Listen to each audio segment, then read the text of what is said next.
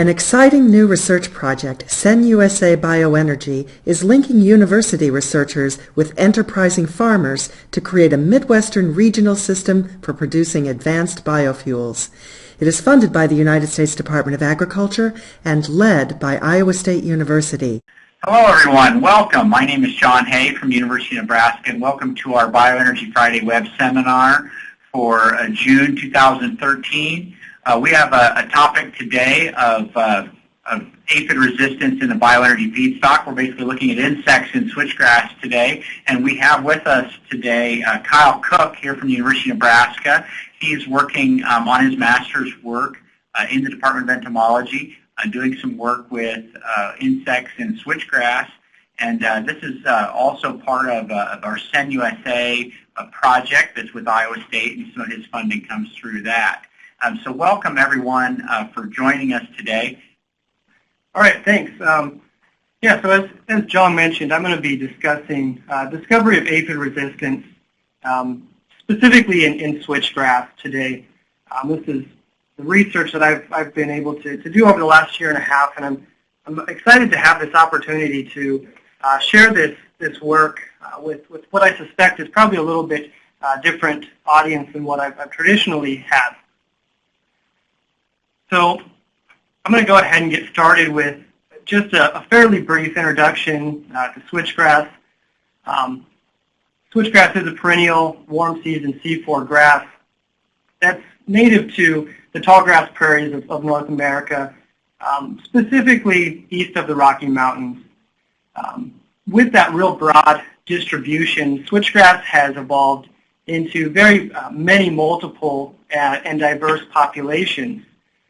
It exhibits significant diversity for a lot of different characteristics, multiple ploidy levels, and specifically then there's two different ecotypes. We have lowland and upland ecotypes.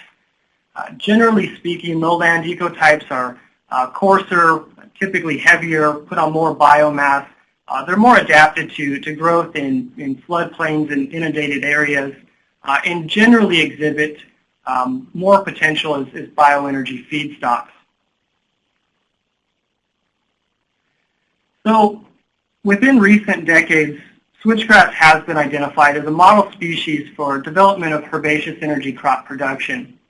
And really there's a pretty considerable list of desirable qualities which has led to its selection. I've got just a number of those listed here on this slide, but what I really want to focus on is that last bullet point that I have highlighted, that it's relatively pest-free.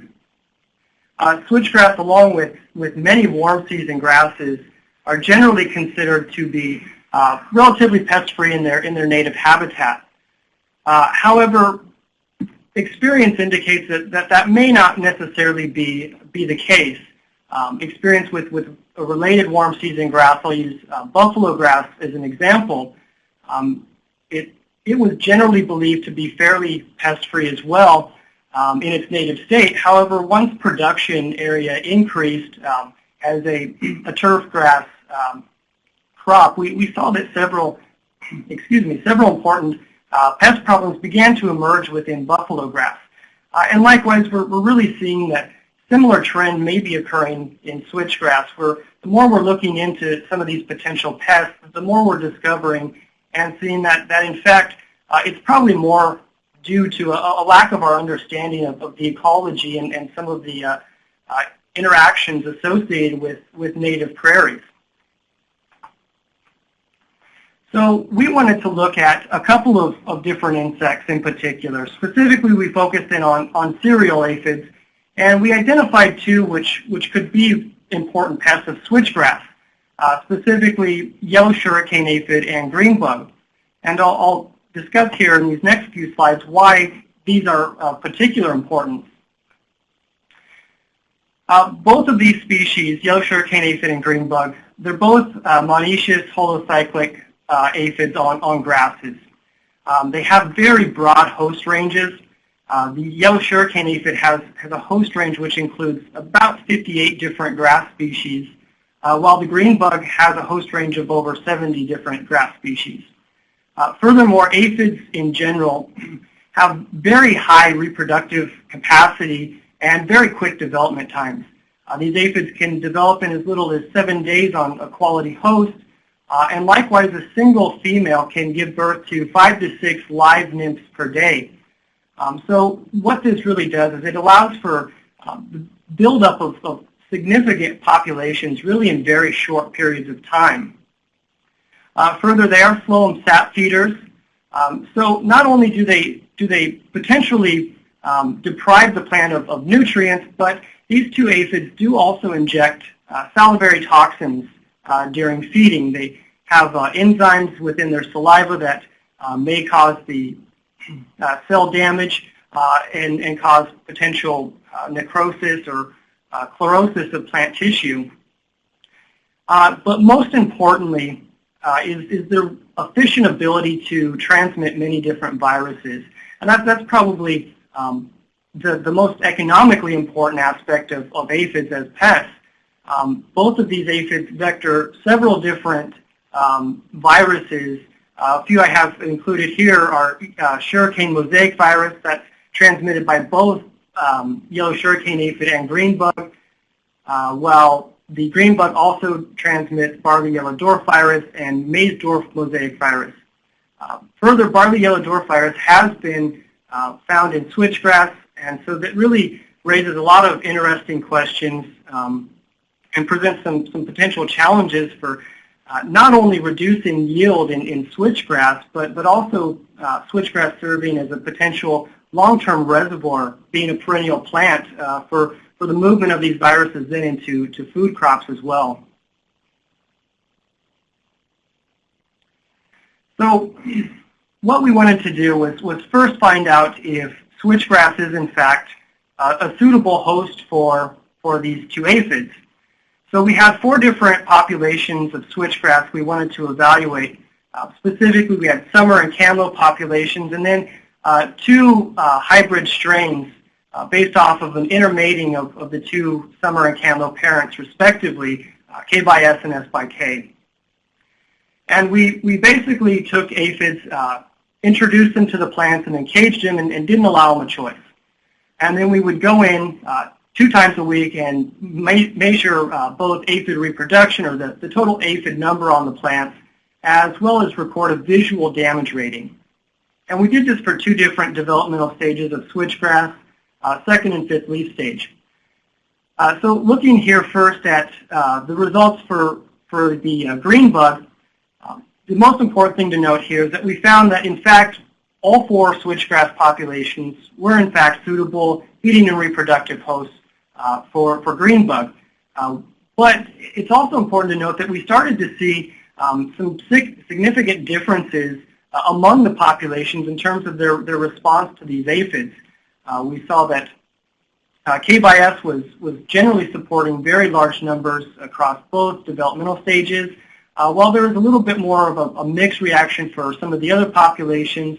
Likewise, camlo generally had the lowest, consistently low aphid numbers as well as damage ratings. So again, looking at the results for yellow sugarcane aphid, we saw similar results. I should also point out here, I should have said this on the last slide, but I have cumulative aphid day, that's CAD there. And really what cumulative aphid day is it's the measure of the population, the aphids, over time. So the cumulative effect that this population might have had on the plant over the duration of the experiment rather than at a given snapshot or point in time. But looking at the results for yellow sugarcane aphid, we saw that once again all 4 switchgrass populations were suitable feeding and reproductive hosts, and consistently camlo was pretty low, again, just like it was with the green bug. We had a little bit more mix of response for the other 3 populations for yellow sugarcane aphid, but again, we were seeing that not only are these 4 populations suitable feeding and reproductive hosts, but we're also seeing that there is a different response among the populations. So what we next did was we took those damage ratings and we classified 4 different categories based on mean damage ratings for populations. We had highly resistant, moderately resistant, moderately susceptible, and highly susceptible based on the corresponding damage ratings on the right. So what we found was when we looked across the board, CanLo was by far the most consistent performer, was resistant across all screens, both aphids, both developmental stages.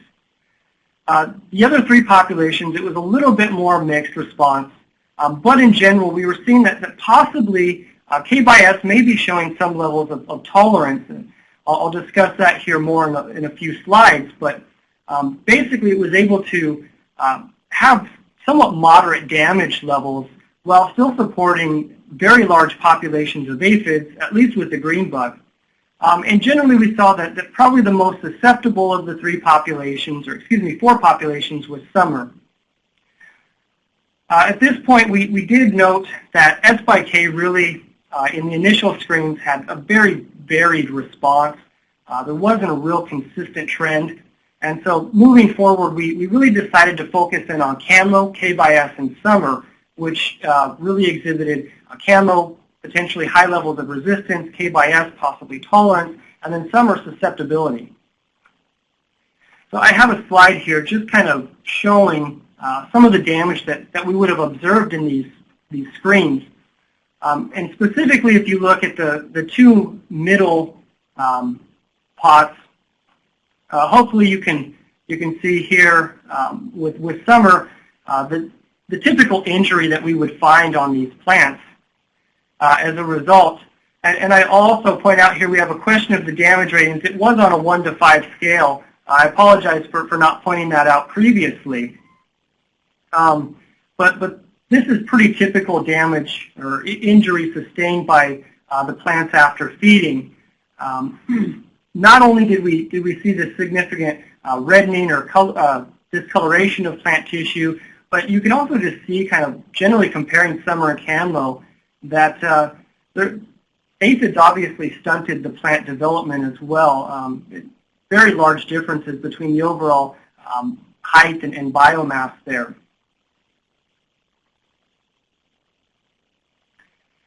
So what we next wanted to do was we had determined that, in fact, these grasses were suitable hosts. We started to see some different responses for these at least 3 populations of switchgrass. So we wanted to characterize the categories of resistance among these 3 populations of switchgrass.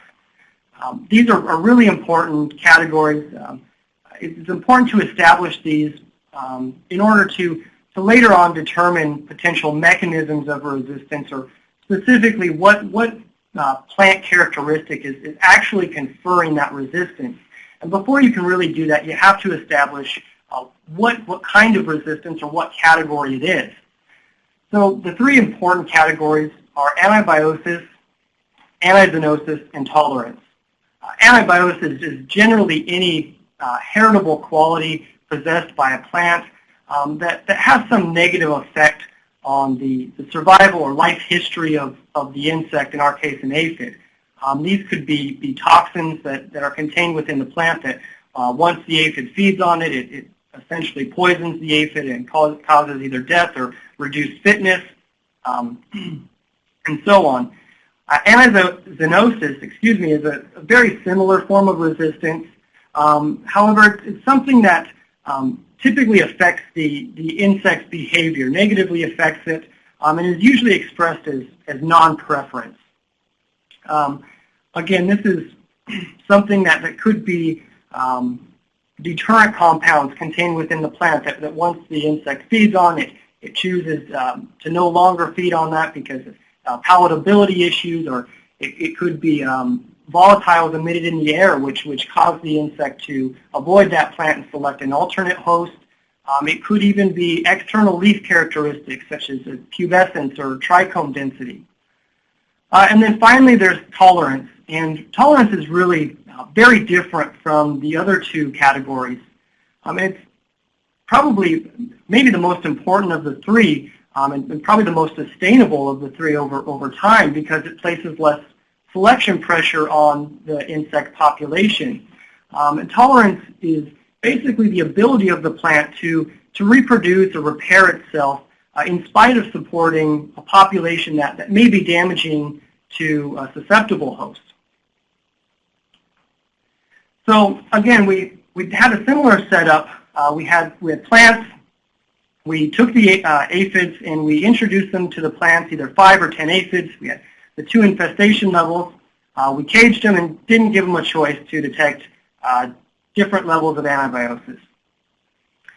And so what we found here looking at green bug is that when comparing these plants for antibiosis, in fact, just like we had seen before, CanLo, very high levels of antibiosis consistently at both time points and both infestation levels had very low aphid numbers. Aphids just were not performing well. Interestingly, we were seeing that actually with summer there may be some low to moderate levels of antibiosis within summer as well. Specifically at 14 days after introduction, we weren't finding any differences from summer and CanLo, although it was still generally higher than CanLo.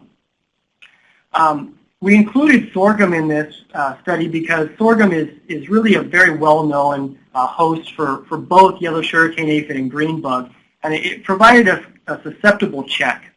And when we compared K/S, we saw that not only was it the most susceptible of the 3 switchgrass populations, but it was generally, at least at a couple time points, not significantly different from sorghum either, a very susceptible host. I do want to quickly point out here in this last column here that there were no significant differences among any of the grasses there, but really that's the result of K/S and sorghum sustaining so much injury over the course of this evaluation that there was just not enough suitable host tissue left for the aphids to feed on, and so as a result we saw that decline there. There really wasn't any antibiotic effect happening. So looking now at yellow sugarcane aphid, evaluating it for antibiosis, again, similar results. CanLo, very consistently antibiotic, high levels, low aphid reproduction and survival across the study. Interestingly, though, we saw a different response between K/S and summer depending on which aphid we looked at. So this time we saw that K/S potentially possesses some low to moderate levels of antibiosis to yellow sugarcane aphid. At the 5 aphid infestation level, it was not significantly different from CanLo, although it did generally have higher aphid numbers.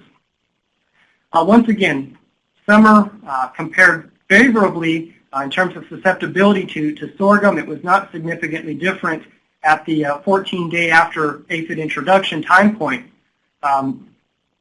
Very susceptible to yellow sugarcane aphid. So using those same plants, we then evaluated them for tolerance. There were 2 different functional plant loss indices that we used to evaluate levels of tolerance. One was based off of plant biomass and the other based off of plant height.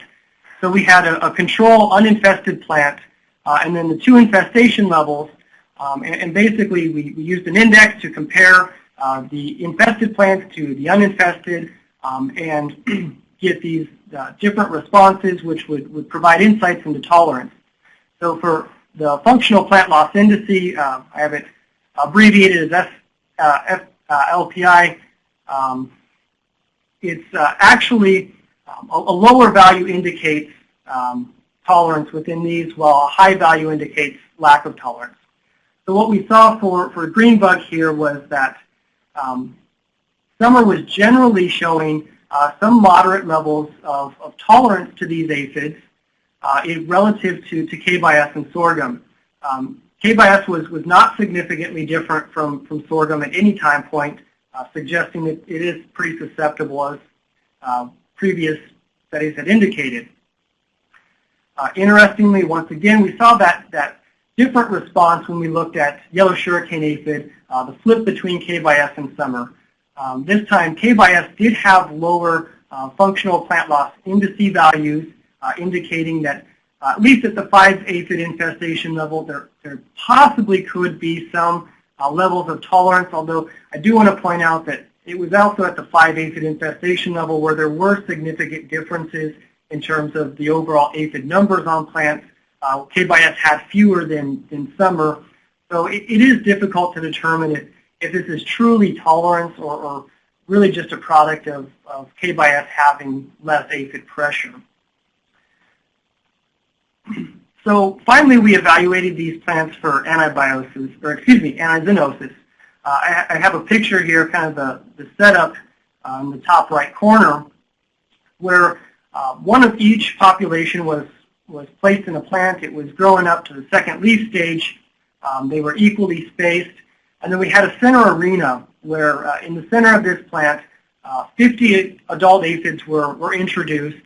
And then we would visually monitor the preference or the plant selection of these aphids at 7 different time points. We had 1 hour, 2, 4, 8, 24, 48, and 72-hour time points where we monitored these aphids. What we found looking at this for green bug was that at least 24 hours after aphid introduction, aphids were preferring K/S.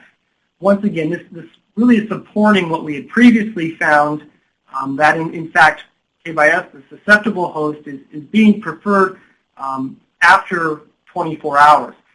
It's difficult to say just based on this alone if there's really an antizoonotic response from the other 2 populations, or if it's just a preference due to some other antibiotic response happening within the plants, specifically K/S or camo or summer. For yellow sugarcane aphid, we didn't see any significant differences. I haven't included a graph for that.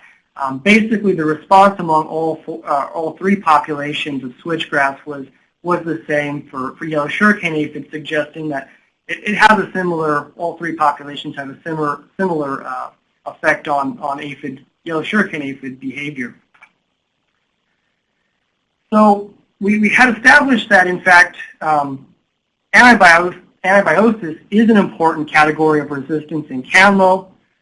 We're seeing potentially some levels of tolerance as well within summer to green bug. So we wanted to know more about the actual feeding behavior and what was going on with these aphids feeding on the plant. So we used a really cool technique, the EPG technique. It stands for electrical penetration graph technique. That allows us to take an insect in a plant.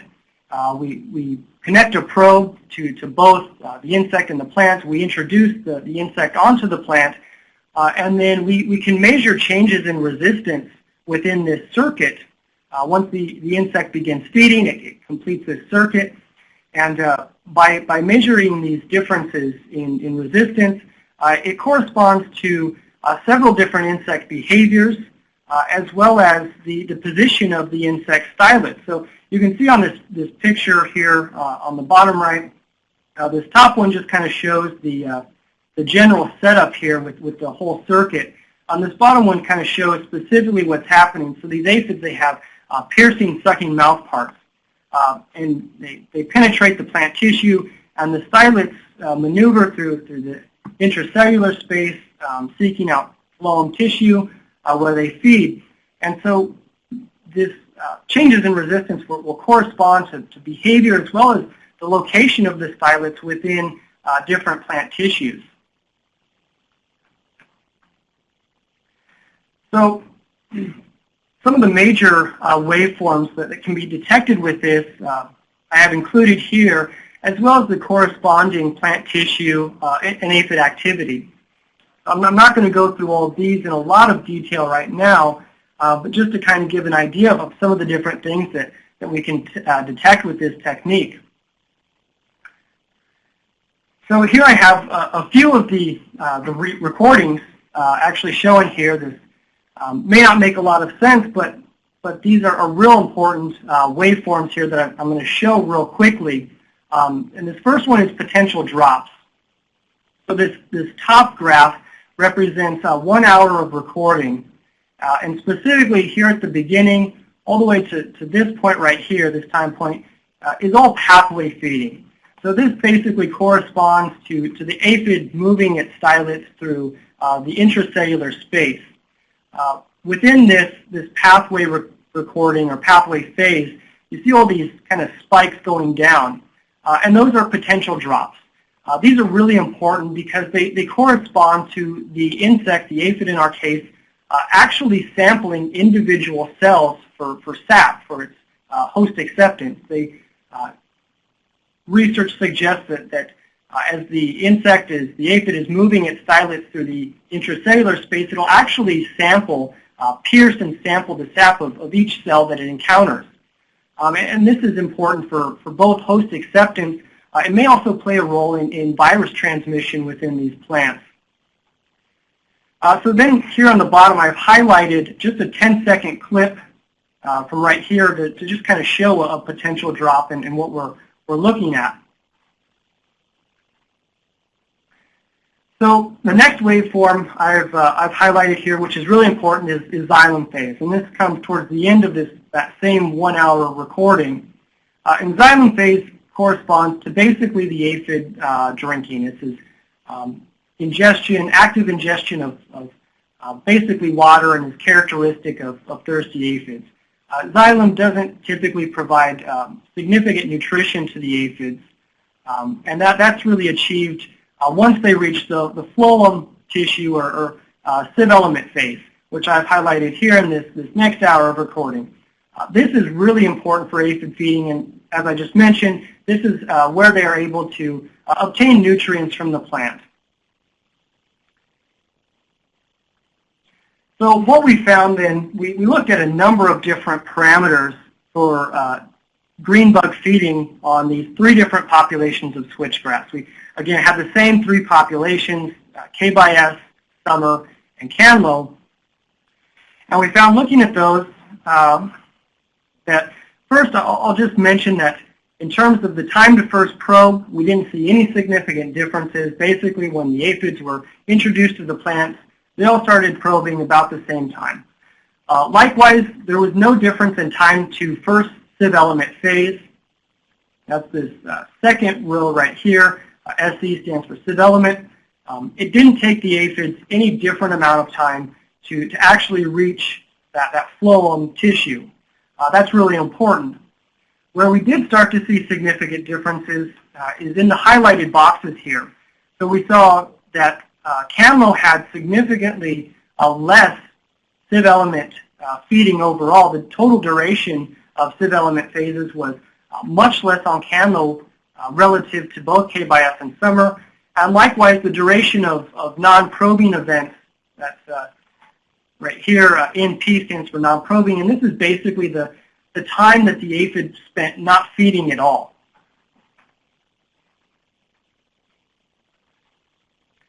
So looking at some more parameters, that generally was supported. We found significant differences for the number of pathway phases, where K/S had significantly fewer. The number of non-probing events, again, that's time, or the actual events where the aphid removed its stylets, did not feed at all. Canlo had the highest number there. We also found significant differences for potential phloem ingestion index. Again, this is just another kind of a corrected parameter that measures for the actual time that the aphid was actually able to spend overall feeding in phloem tissue. And then finally, the percentage of aphids showing sustained phloem ingestion. That's phloem ingestion for longer than 10 minutes. Canlo, only 35% of aphids were able to do that. So what this all collectively indicated was that resistant mechanisms in Canlo is important within phloem, the phloem sieve elements. We could determine this because there was no significant differences in the amount of time that it took for the aphids to begin probing. So if there were any external leaf characteristics that were affecting behavior, probing behavior, we would expect to see one of the populations, the aphids take longer before they began probing on that plant. Likewise, it didn't take them any longer to actually reach the phloem subelements. So they weren't spending longer maneuvering their stylets through the intracellular space, through the mesophyll, through the epidermis. So that really isolated resistant mechanisms likely within Canlo to the phloem subelements, which is really important. We see that although aphids were able to reach those about the same time on all three populations, they weren't able to sustain ingestion on Canlo.